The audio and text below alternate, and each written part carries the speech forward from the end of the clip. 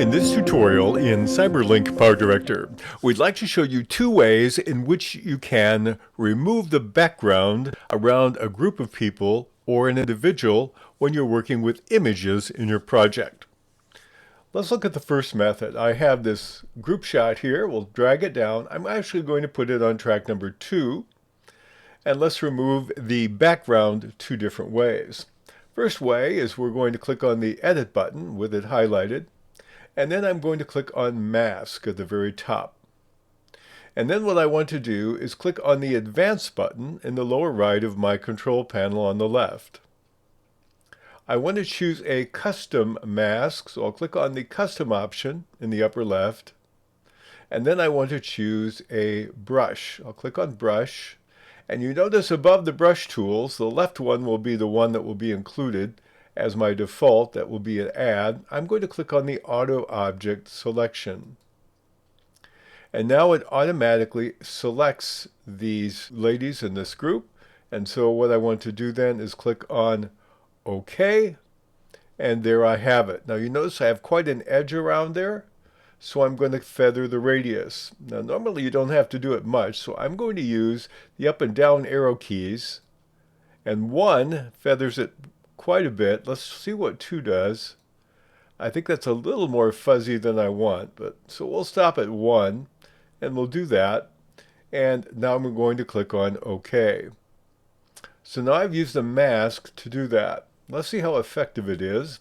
To do that, I'm going to go back to my General Tools. I'm going to go to my background options, my background images. Let's take romantic. Let's drag down and use this one here. And now I have the background. Now I'd like to change them a little bit, so we're going to click back on the image in this case and click on the edit. And this time I want to click on image. And I have to enlarge the left side. I want to click on color. I want to change the light adjustment on this one a little bit. And let's take the vibrance and move it up. It's a little more like the background. The saturation, maybe something like this. And there I have it. Now I also need to simply move this down on the enhance of sharpness. Increase the sharpness just a tad, just a little bit.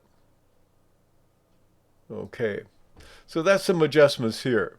Now let's look at another way in which I can do the same thing. The other option we have, let's go back to our My Media normally, drag down the same picture.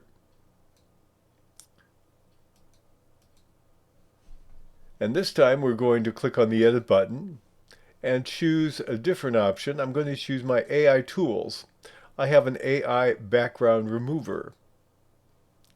Now you notice what it did. It had some defaults. It automatically did a feather. It did an edge thickness. And it saved me a whole bunch of steps doing it this way. So I'm going to just take the defaults, put them here. We'll go back to our media room, into my background images. Let's take something more simple here. Let's go to holidays, drag it over behind. And here we have, of course, we could edit the image again like we did before, change the color, the texture, the vibrance, things like that. And obviously move it down to the bottom of the panel. But that gives you a second way to do the same kind of thing. Let's see how it works on a solo image. I'm going to go back to my media. We'll take this gal here. I'm going to do the same 2 options on her. First of all, we'll do the edit one with a mask. Again, we go to the advanced options when we're working with a mask. We do custom and brush and auto object selection. Click on OK. I'm actually going to scale this down a little bit, and I'll show you why in a minute. Oh, I don't want to scale the mask. I'm scaling on the mask tool. I don't want to do that image. There we go. Scale the image and put her here.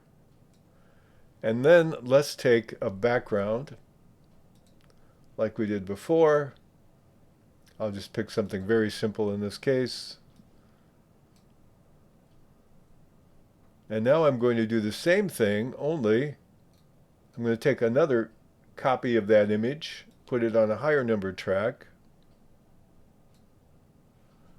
and this time we're going to edit it by using our AI tools, again in our background remover. Notice how much faster it is. And so you can put these side by side and see which technique produced the better image. I really can't see much difference between the two at all. So those are two different ways in which you can accomplish the same task in CyberLink PowerDirector.